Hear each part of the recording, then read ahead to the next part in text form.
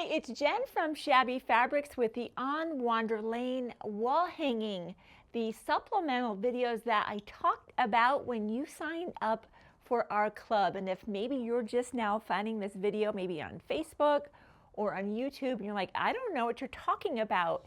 This darling wall hanging designed by Nancy Halverson. She's makes all the books, the Art to Heart books. I love her books. Let me bring one out, in fact, that have, just look at the projects in here. This is the project right here, made with her On Wander Lane and Whisper Weave fabrics, both collection 1 and 2.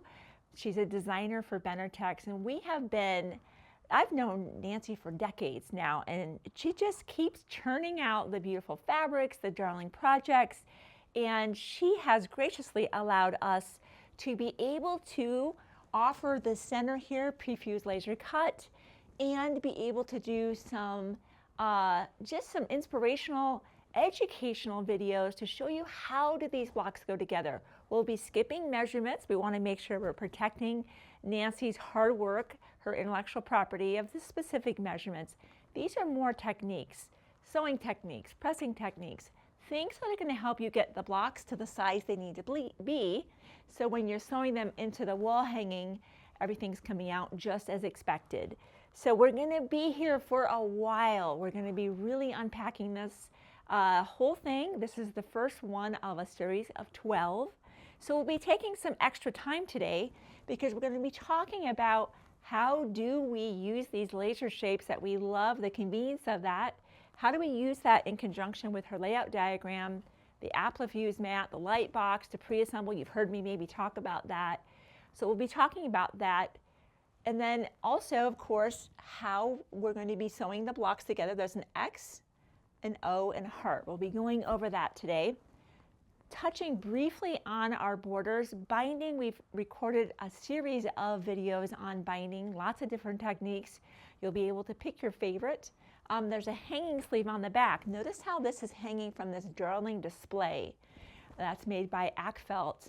There are partners in the Midwest that make all these beautiful metal displays for quilts of different sizes. Be sure to pick that up if you haven't already done that. And of course, the other option is this thread set. We'll be using bits and pieces of it as we progress through our 12-month series, using different colors, of course, as we stitch down our shapes to the background. But again, if you're just finding us and you're like, I don't know what this is, but I want to be a part of it, we're so happy to hear that, actually. Jump into our club. This is the On Wander Lane Wall Hanging Club. Each month you'll be getting a kit in the mail. This is what your kit's going to look like. It will have your full color book, which will include, of course, the instructions for your quilt, as well as all these other darling projects that are included in there. And we are actively trying to keep all On Wander Lane 1, 2, Whisper Weave 1 and 2 fabrics in stock. So if you do want to do some of the other projects, you can just pick up the yardage and get sewing. So let's just open up our kit. Let's just show you what you can look forward to, especially on that first shipment. And if, hey, something else I want to mention to you. If you're like, you know, I'm not sure I want to commit to a kit yet, I'd like to just try one of these kits. We should have some of these available on an individual basis. They're a little bit, cost a little bit more. We want to, of course, give our people in our club a financial benefit to being in our club. So it's a little bit more expensive to go ahead and buy the kit on your own. But if you want to try that, go ahead and do that. If you are in the club, you will be getting your embroidery floss, and this is for your entire program. Be sure to keep this all throughout your 12-month journey. I know what that's like to be part of a block of the month. I've lost patterns, I've lost blocks, I've lost buttons, and embroidery floss. I think I've lost them all. For that reason, we have the On Wander Lane. These are project bags. Do yourself a favor. This is another fun project. There's a video we've recorded. Tammy did this one. Put your books, your blocks, your buttons, your embroidery floss, put it in safekeeping while you're just kind of waiting. Maybe you get one block done, right? Maybe you're not going to do all these in one night. You probably won't. It's a great place to store things in safekeeping. They're staying dry, clean, and you know exactly where they are. That's my biggest thing in my sewing room. I just lose stuff. Okay, you're seeing that there's a lot going into your kit. There's some information here. Be sure to check all of that out. We have a lot to cover today, so I'll not read to you on set. I'll let you be able to read what's included in your kit. Here are those laser shapes, all of those things, all of these shapes that normally you would be getting a fusible webbing, heat and bond light, steam and seam 2, whatever that is, tracing and cutting all of that out, you can skip that. We've done that for you. That's one of the reasons getting a kit from Shabby Fabrics is not like another company that's maybe selling the same kit. It's just you and I, we want the convenience of having that already done, and we can focus on patchwork and all the other things that we need to do to make our project. Here's all the fabrics, of course, as well as your borders, binding, even your backings included. We've done something else still for you. Inside Nancy's book, she mentions, because she never knows specifically what fabrics you might be using, she'll just say from 3 reds, cut this. From 3 blues, cut that. Well, we know it can be difficult sometimes to determine which red was that. There's a couple reds in my kit. Which blue was that? There's a couple blues. So for that reason, we have included some supplemental information. You're going to want to keep this handy. Another great one to put inside your project bag. You'll be referring to this. If you are getting our kit, be sure to use this really exclusively for cutting your fabrics. It helps you identify the fabrics. You're like, okay, there's my fabric, right here it is. Okay, what are my cuts? And we're telling you what those cuts are for. You could even label that fabric once it's cut if you want to. But this really is what I would recommend you're using exclusively for your cutting requirements. You'll be using the book for assembly techniques, of course, and we also give you some information on the back here about how to make the hanging sleeve. We think it's a really fun way to display that, and I don't like poking pins in my quilts and kind of putting them up with tack pins. I've done that, but it's nice when you can have a hanging sleeve. So what we're going to start off with is, of course, the middle of the project is really where we're going to start and kind of work our way out. So let's talk about applique. We already said that all of the work of tracing all those shapes, cutting all that out is skipped. All right, so now that that's done, what's this talk about this light box? Let me just move this for now, and this Applique mat. What's all the fuss about?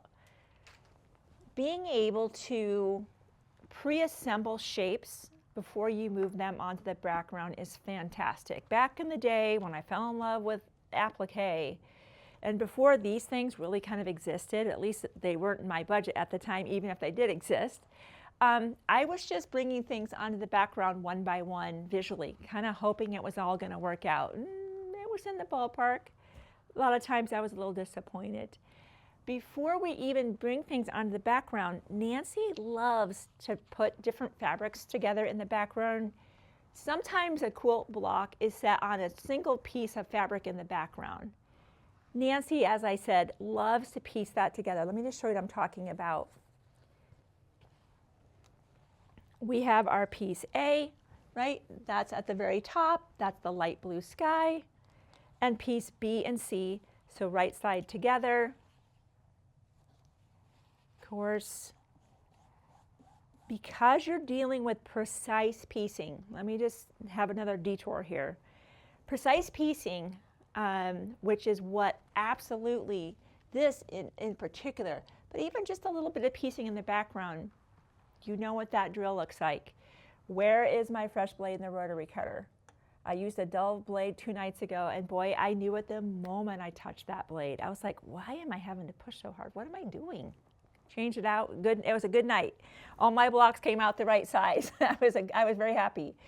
Change the blade in that rotary cutter if you need to. Our piecing would be done with a 80-12 is what would be sewing together with. And just for piecing things, we love to use our Carrera. A gray is a great option. You don't need these colors. That's for machine applique. For just piecing things together, I use a white or a gray unless I'm working with a really dark fabric, in which case I might use a black. That's all you need with an Aurifil. And of course we have our patchwork pins.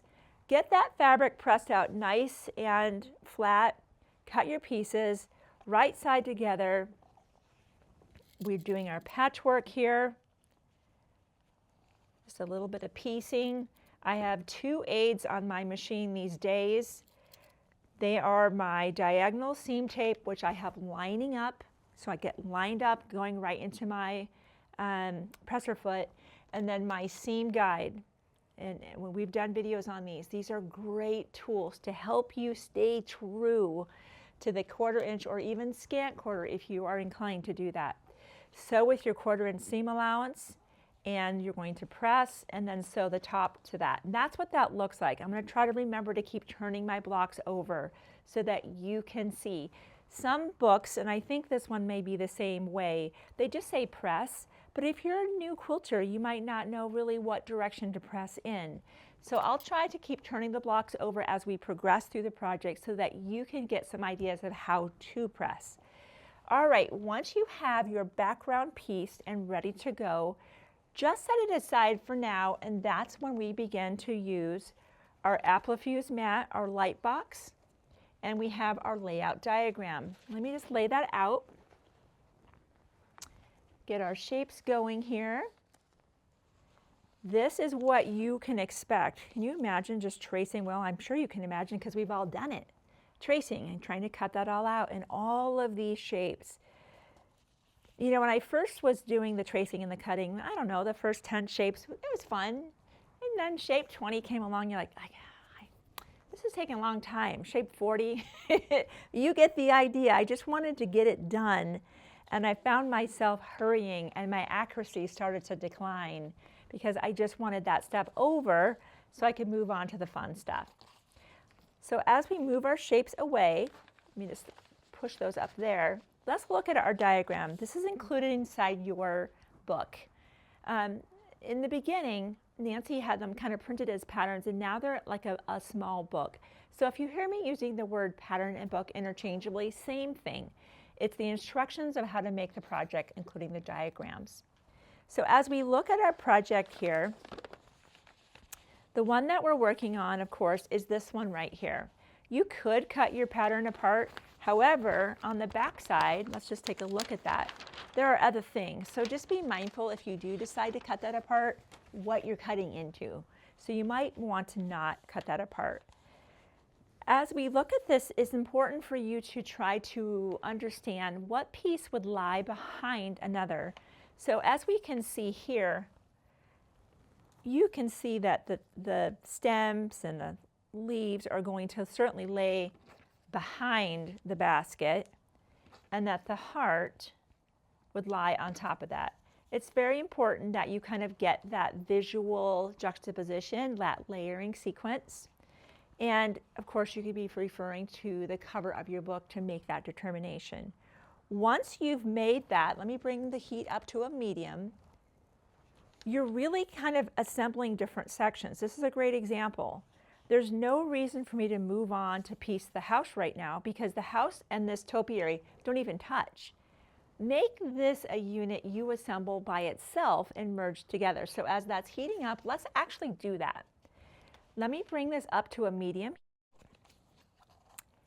And I will actually open this up so there's less for you to see. It's easier. Now you're not seeing the lines from behind coming through. And I can see in this instance, if this was my pattern, because this is taking up a lot of space, I would go ahead and potentially cut this out and keep it all together again in my project bag. So it's safe for future use, but it just makes it a little bit more user-friendly given the space that I have. So let's bring this over. We'll do a little bit of juggling because I don't want to cut this. And once again, let's lay that down where it belongs. This is the Applique mat by the Gypsy Quilter, and at this point, we carry 2 sizes. This is the smaller of the 2 size that I find I really like this size, but whenever I'm working on a larger project, I will grab for that larger size.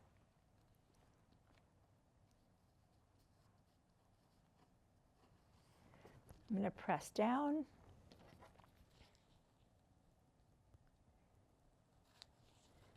The basket, and then at the top here.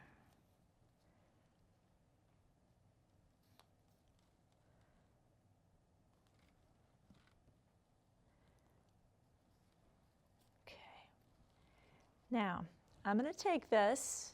Actually, I'll just move my pressing mat on top of that. A little bit of juggling right now. And let's merge that together. A medium heat, 5 to 6 seconds is all that's needed. This is Heat and Bond Light. That's on the back of our shapes.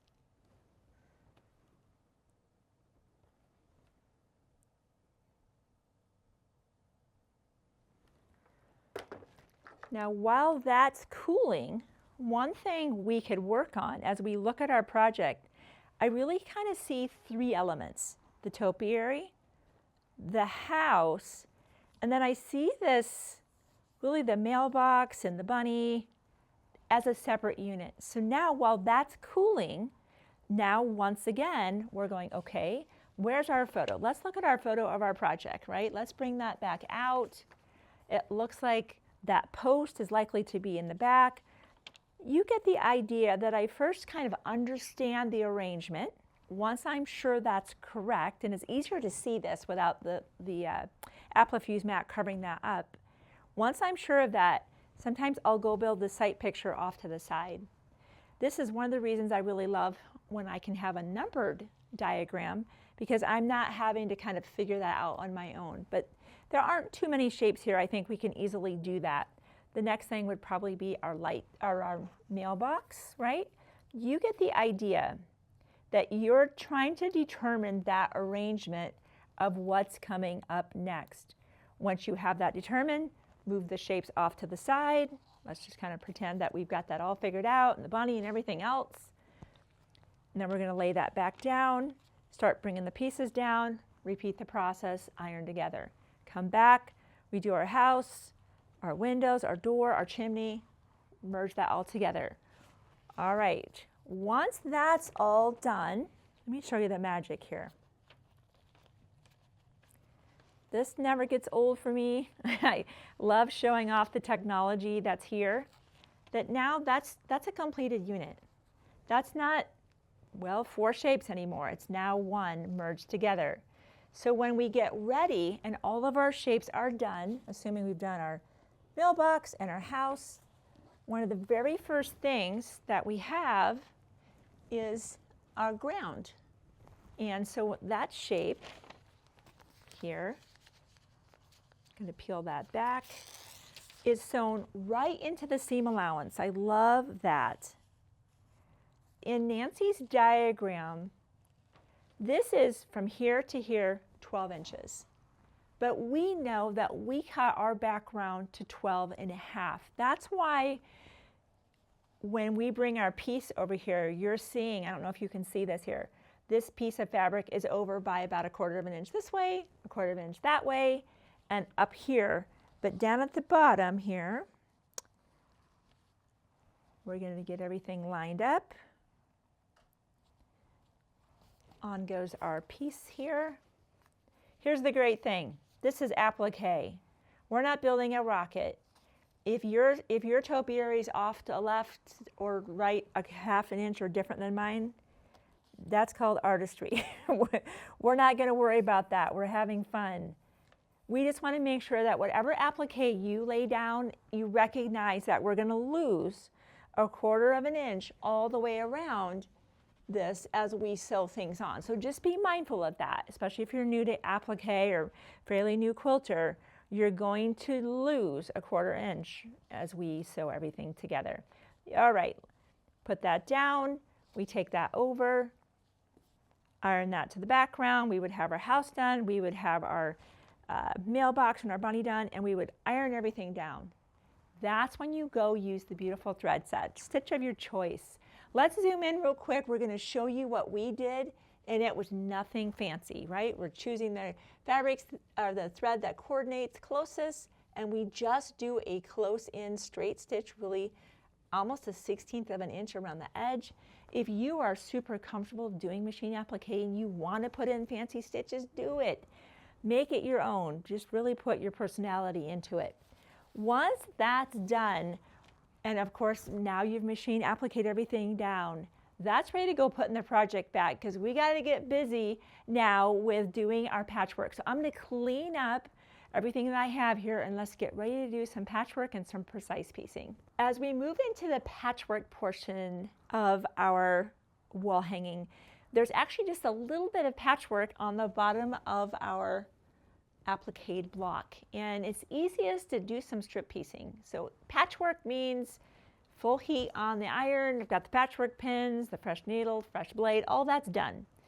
So we'll get our 2 strips and get those cut per the instructions inside our pattern. And this is when we begin to really focus on the 1/4 inch seam allowance is important. From now through completion of our project, we're really concentrating on that. And I'll head over to the sewing machine and you're going to see the 2 things that are really, really helping me stay true to that 1/4 inch seam. And that's my diagonal seam tape and my seam guide. I have already tested this machine and know that that line is a 1/4 inch, and this creates a literal ridge for me. It's kind of my bumpers. If you've ever been to the bowling alley and they put the bumpers up, that's bumpers for me.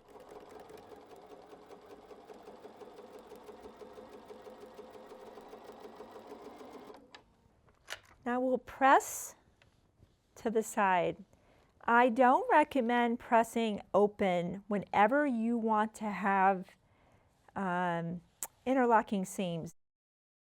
We are absolutely going to do some pressing the seams open, but usually I'm pressing seams to one side or the other.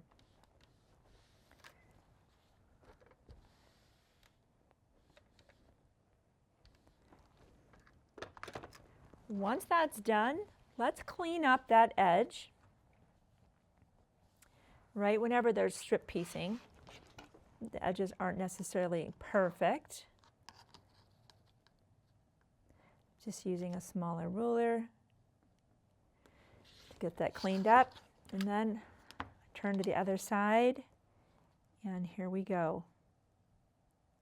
We're just going to cut some sections, again, per our pattern. Let me bring out the shape that we're actually going for, and that's right here, right? So we're just going to keep putting these together, sewing them in pairs, 1/4 inch seam allowance, right? And let me show you that pressing again. Notice here at the very bottom, this is a pro tip from our sewing team.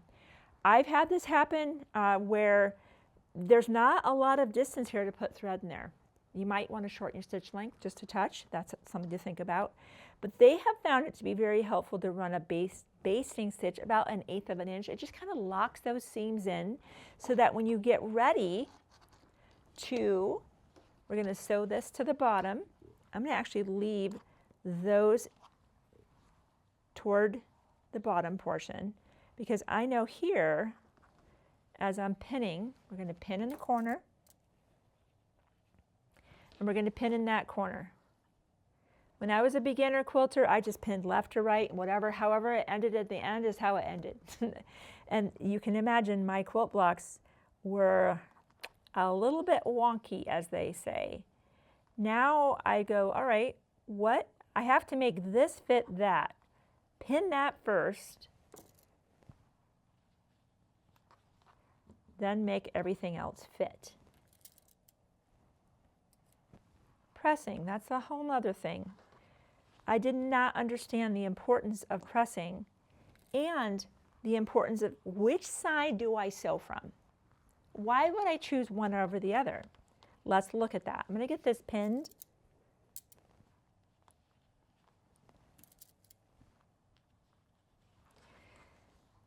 If I sew from this side, every one of these flaps is going to want to roll back on me with the presser foot advancing.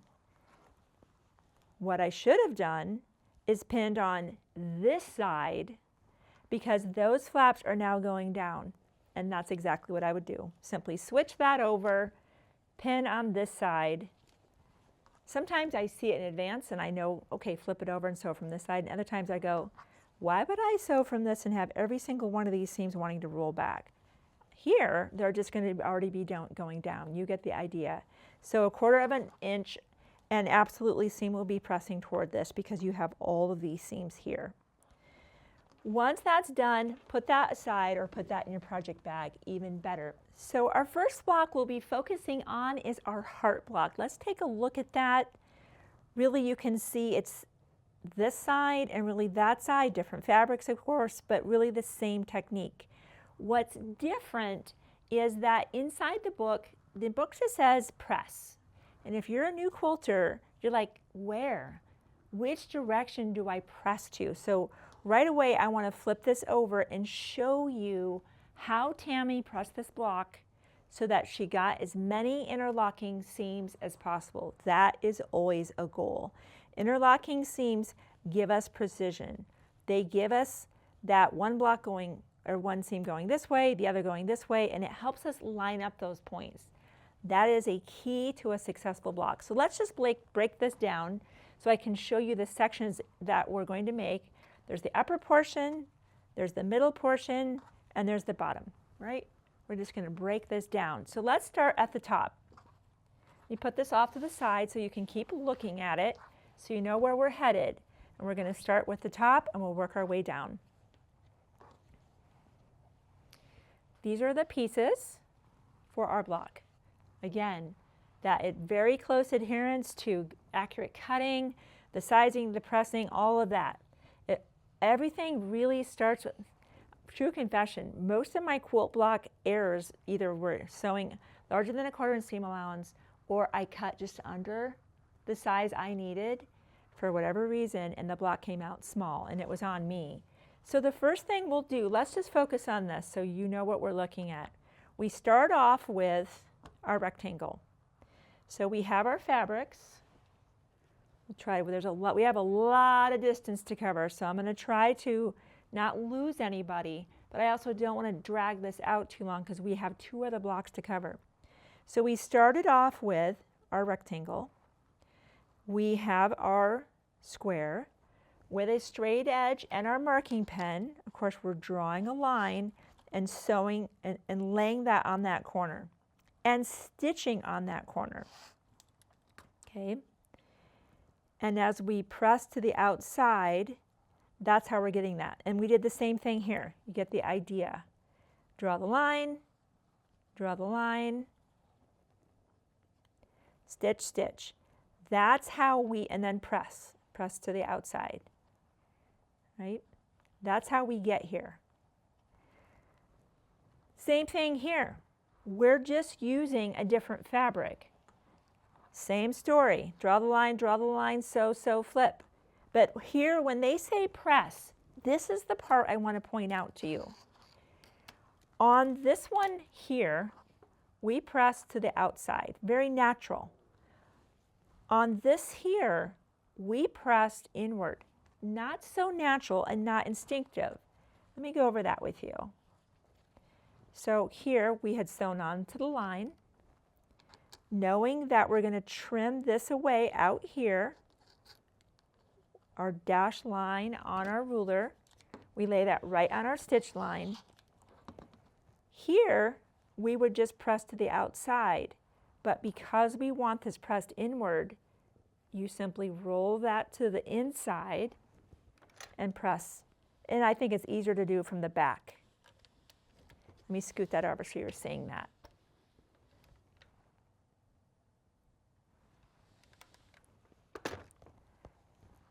What that does for us is right here, and I want to show it to you. I'm going to just press this so you are seeing why this is golden.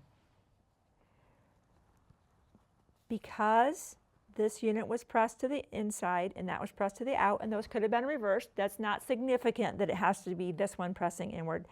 What's significant is that opposite. When we lay them together, this seam goes this way, this seam goes that way, and we could see exactly where to pin, sew our 1/4 inch seam allowance so that when we did press our seam open to evenly distribute the bulk, we had interlocking seams. Love that, love that. Okay, that's the upper portion. Here, let's take a look at that. Really the same idea. Let's just look at this. This one was pressed to the inside, inward. This one was pressed to the outside. Again, opposites. Remember how we said that? This is going this direction, that's going this direction. We could see where to position those together, sew it together, and then we simply sewed our rectangles, I guess they're a square, to either side. Easy peasy, right? And let's turn that over so again, you're kind of seeing our pressing. For the bottom portion, this is where we're headed. So let's bring out that.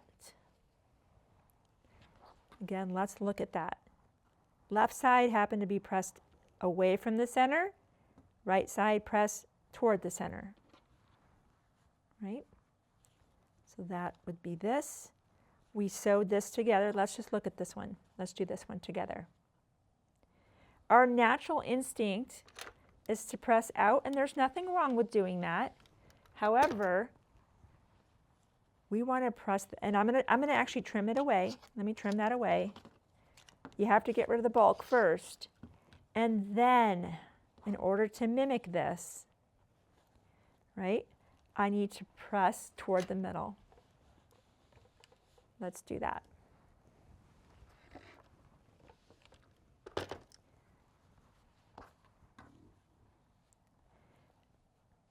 Be mindful. This is one thing to be mindful of. I kind of rolled past this a little too fast. Directional fabric. Directional fabric. I'm gonna regress for just a bit here. Let's look at this right here. We started off with our big square, and we knew that. Put that aside. All right, that we're going to. Let's just draw that line. I want to show this to you. It's too important for me to skip this. In my effort to not take all of your time, I don't want to skip a step here. It's very important. So we're going to sew on this line, and we're going to press. Okay? Let's just pretend. And I'm going to press that. So you're seeing this. Let's look at this piece right here. If we know we want our vine to be traveling up, some people might think, oh, well, I'll just put that right side up and draw my line and sew and look what happens. I can't tell you the number of times I've done that. It's not intuitive, right? The easiest way to do this is to say, okay, I know I got to get this thing in this corner, and I really want my vines right side up. So how do I need to turn this fabric to get that? And that's still upside down. Okay, let's try the other direction. Is it like this? Ah, take my advice, friends, without moving this thing. Draw the line and go sew. And I am going to go sew because I've learned my lesson. I've learned my lesson thinking that I would get it right later on going to the sewing machine. Do it right now.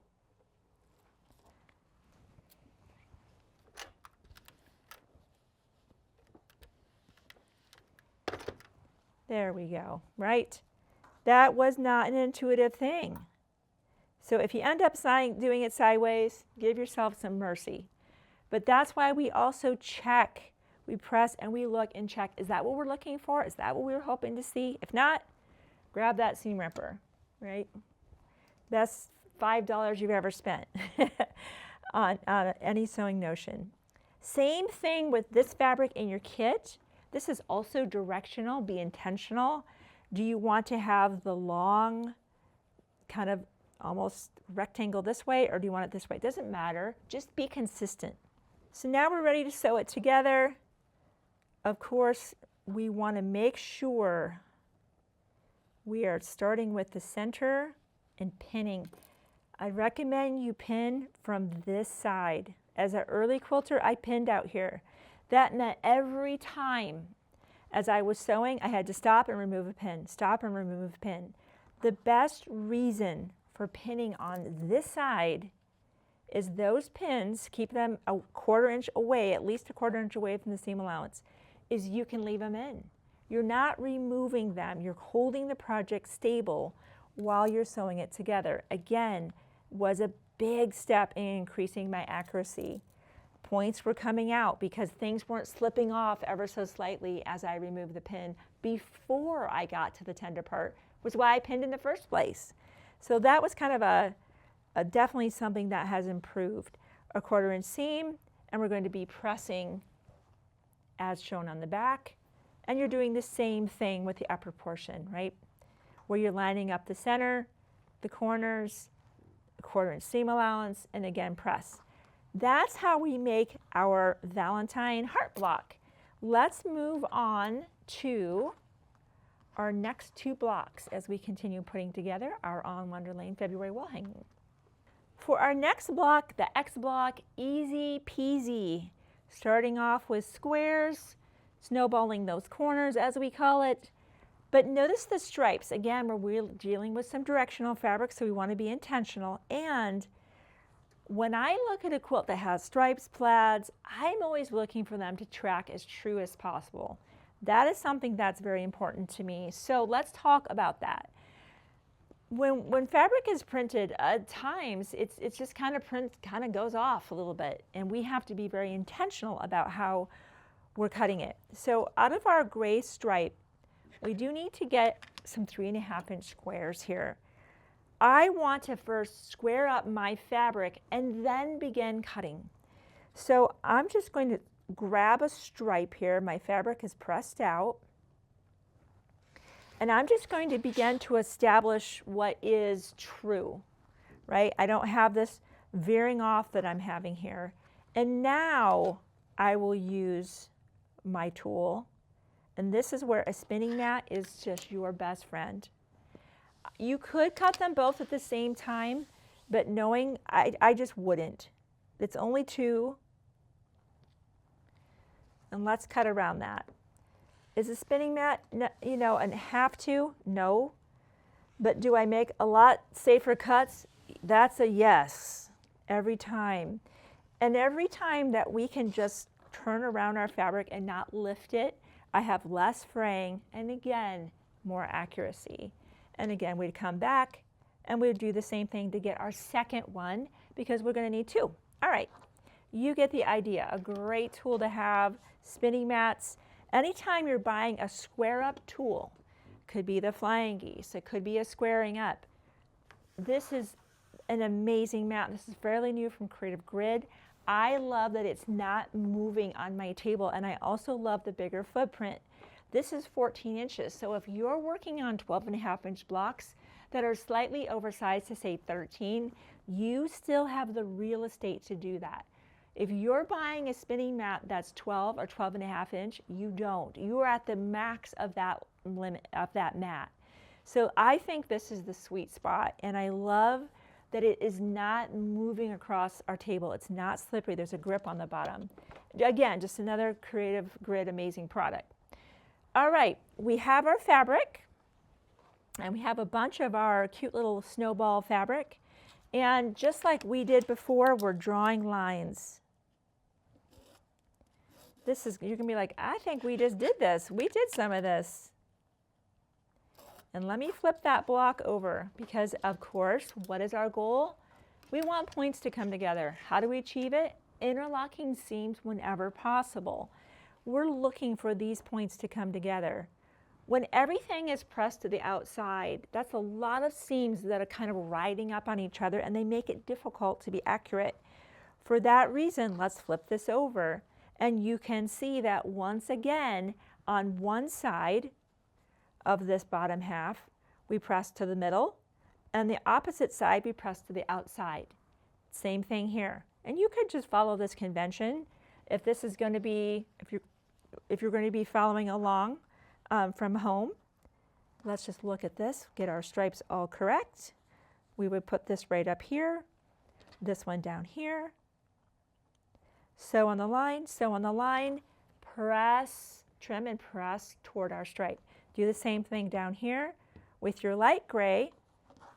Switch, not directional, doesn't matter. Love that.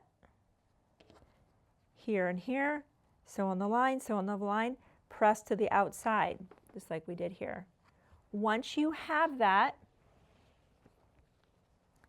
let's look at what we've got here.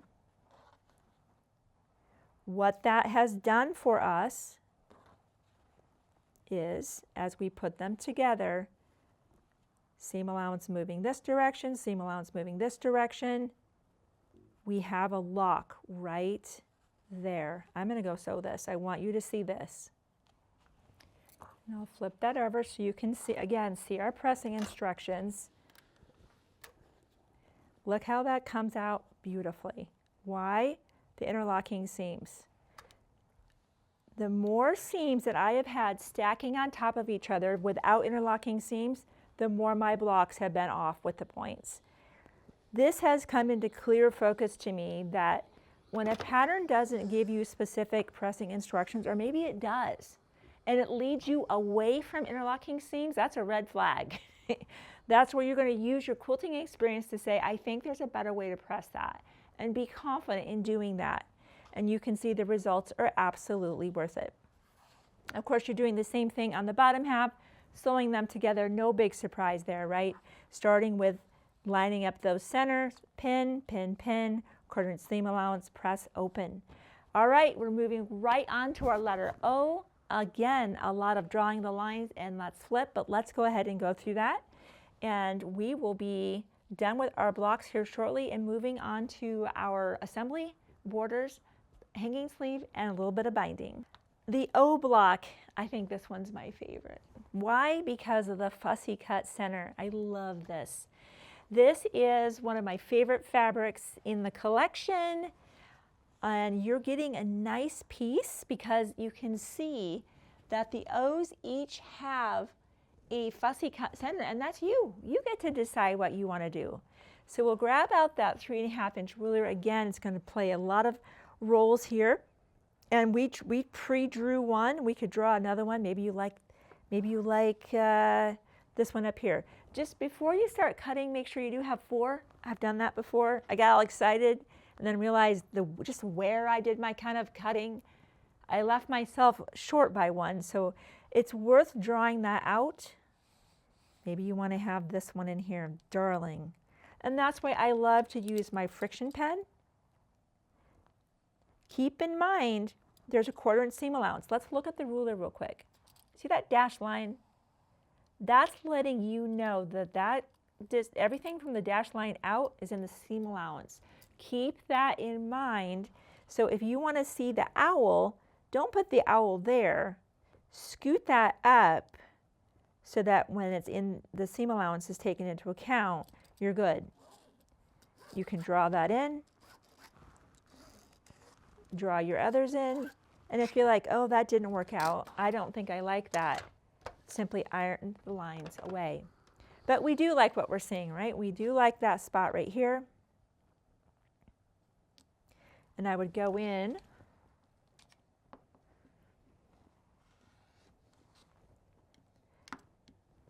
we know, right? We know that this whole section up here is really going to be used for later. So I kind of cut it away so that I can manage this. I don't want to move anything. And I'm ready to go. How fun is that? That is adorable. Okay, off to the side that goes. Let's talk about our block assembly. Easy peasy, so easy. We're simply sewing some rectangles, right side together, quarter-inch seam allowance, press. Let's look at the back of our block. We pressed away from our center. That makes sense to me. This is a darker fabric out here. Let's press away from the light fabric. We don't want any potential threads, kind of the orangey color, peachy color, you know, showing through from this side when we're looking. So whenever I have a light colored fabric and I have dark colored, If I'm not sure which direction to press, if it doesn't matter, press to the darker fabric. By default, that's a great habit to get into. Same thing we've been doing. We start off with our rectangle. Got 2 of those, one for the top, one for the bottom. We draw our lines, right? Sew on the lines, press the outside, and in this instance, there's no reason to press. These aren't meeting each other. Just keep pressing to the outside for the O block. And then, of course, you're just sewing everything together, and that's how that presses. Easy. I did the hard one first, then we went the medium, and now this is the easiest. No problem. Repeat that 4 times. Once your blocks are done, now you are ready for assembly. The book, of course, is going to talk you through that assembly. I'll let you definitely do that. But you can see here, these 2 blocks really get sewn together, sewn together. This could be sewn together. This row could be sewn together. You could go vertically if you wanted. Lots of ways to get that done. The button, and I'm jumping ahead, I'm just seeing this button. Remember that the buttons were an add-on. We know, we've heard from people in the past, Nancy loves putting buttons on her projects. And we know because a lot of those are handcrafted, they cost money. And a lot of you do have baskets full of buttons, maybe even handed down from your grandmothers, grandfathers, just the whole generation. Some people don't want to buy buttons made today and they want to use their own. It means something to them. If that's you, fantastic. If you're like, no, I want to just buy the buttons and not deal with that whole thing. If you did not get those buttons when you signed up for your club, go ahead and do that now. We still do have those on the website. And so you'll just be getting that as one whole swoop. And of course, you're not going to be sewing that button on until this is completely quilted, but that button made me think about it. You're going to go ahead and get the pieced part sewn together, and now comes our outer borders. We assembled sewn on our side borders first, followed by our top and bottom border, and our binding happens to be the exact same fabric. Binding, that's a whole another thing here. The one thing I'll touch on about binding is a really cool way to sew binding strips together. There's so many ways to do binding. In fact, we have recorded a tutorial on, I think, like 5 or 6 different binding techniques. Check that out. If you're a new quilter and you haven't found your favorite technique, there'd be too much for me to cover here. It'd be another hour or 2 together. Be sure to check that out, and you can just practice on some scrap fabric and see what's your favorite technique. One of my favorite things to teach people is actually how to join binding strips, because you're going to need to do that. You can see the distance around this project is well more than 1 strip, even 2 strips. What's the best way to join binding strips that's the most reliable? And in my opinion, it's using something called the corner clipper. And this is something that I was introduced to a couple of years ago, and I have not done binding. Ever since then, I've done binding like I'm going to show you right now, of how to join these strips. You want to make sure that your strips are right side up, and you can just do 2 strips at a time if you'd like. How I was taught to do binding has been a little bit hit and miss with success. I was taught that the first strip went horizontal, the next strip went vertically, and I needed to kind of hold all that steady, grabbing a straight edge and a line, drawing a line like this. This is how I was taught. And then I pin this into submission so nothing moves, and then I sew on that line, and then when I flip it out, that you're praying that it's just this long continuous run. It works sometimes, and other times I'm off just a little bit. You see that little bump. I have a more reliable method for you with the corner clipper.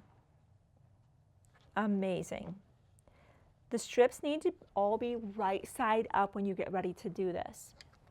So I've got my corner clipper lined up along my, notice it says 2.5.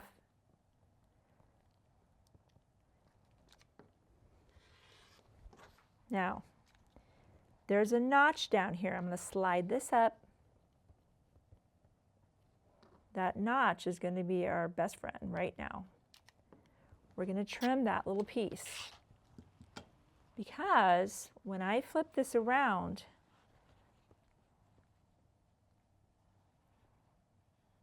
look now, look at that. Amazing.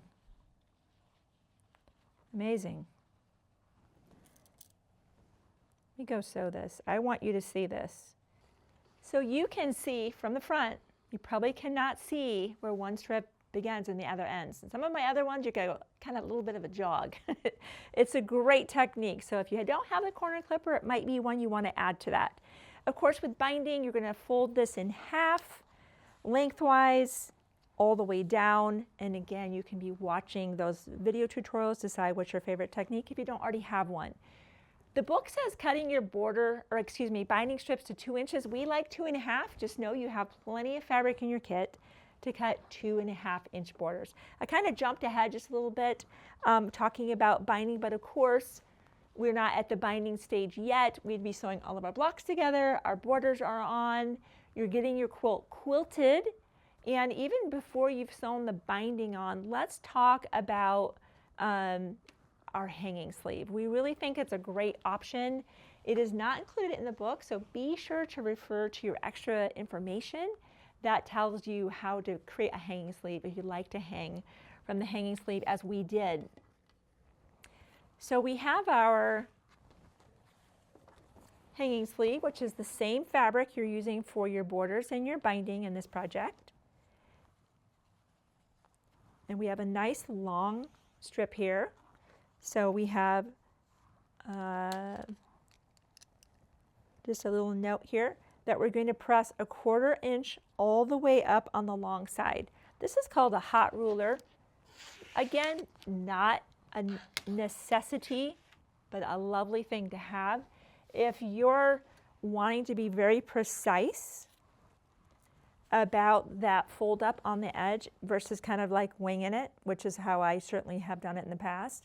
What I love about this hot ruler, from 1/4 inch all the way to 2.5, you can lay this along the edge. You're just turning the fabric until you see the measurement that you're going for, which in this case is the 1/4. And I love that I can be turning over an edge. I'm not kind of having to wing it, right, like I've done. And the hot ruler can accept the heat. You can't not do this with an acrylic ruler. You'll ruin these rulers doing something like this. And it also has a lip. It's nothing you're going to turn around. There's a nice flat profile. This is a Clover Notion, made in Japan. And they are some of my absolute favorite notions. Well built. We have been using this same hot ruler for at least 5 years, if not longer, in this room.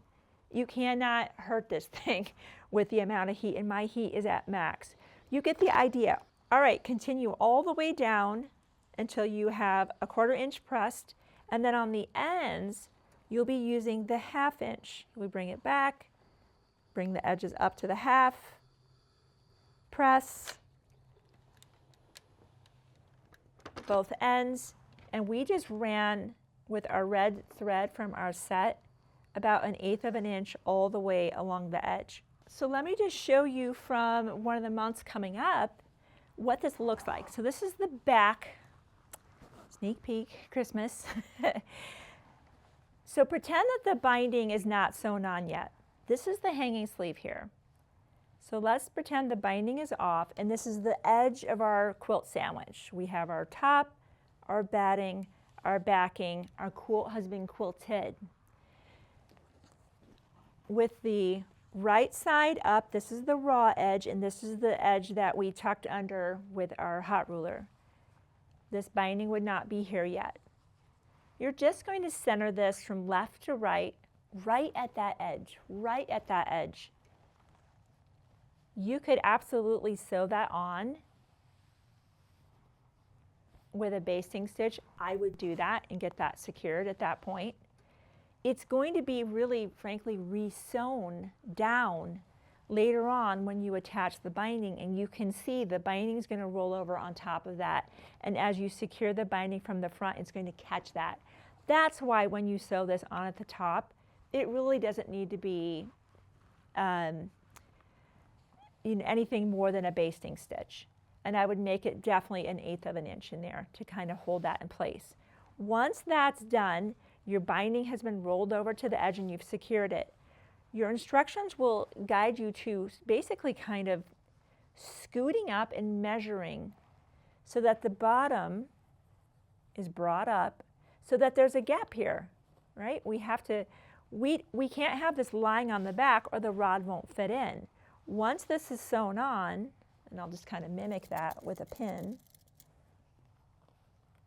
I'm just pretending like this is sewn on to the top, okay? So stay with me on this one.